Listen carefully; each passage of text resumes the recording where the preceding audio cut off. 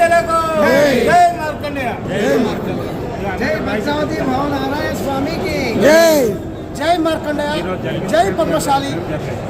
రేపు జరగబోయేటువంటి పద్మశాలిల అఖిల భారత పద్మశాలి మహాసభను పెద్ద ఎత్తున విజయవంతం చేయాలి. ఇంటికి ఒక మనిషి కదిలి రావాలి. హైదరాబాదు నగరంలో మరి జిల్లాల వారీగా బస్సులు కూడా బాగా పెద్ద ఎత్తున సమీక్ష పెట్టడం జరిగింది. మరి పని కాకుండా మన కోసం బతకాలి. మరి మన కులం కోసం మన కులవృత్తి అంతరించిపోతుంది. కులం అంతరించిపోతున్న క్రమంలో కులమే కనుమయ్యే అవకాశం ఉంది.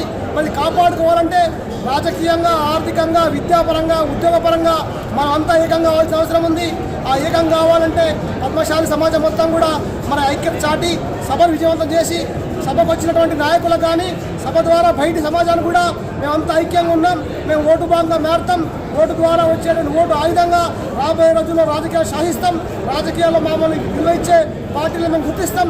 విలువయ్యని పార్టీలు మేము ఖచ్చితంగా మరి ఎండగడుతున్న విషయాలు కూడా చెప్పుకుంటూ రాబోయే రోజుల్లో భక్త మార్కొండే సమాజం నుంచి గ్రామ గ్రామాల ఊరున్న భక్తిని పెలుస్తాం. భక్తితో ఓట్లు అమ్ముకోము. ఓటు మా ఓట్లు మేము వేసుకుంటాం. జై మార్కండేయ.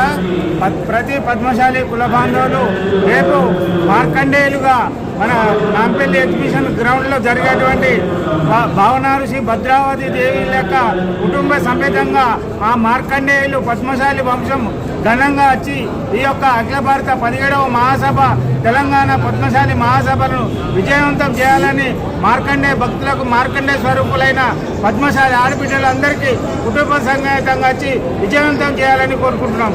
జై పద్మశాలి. జై పద్మశాలి. జై మార్కండే.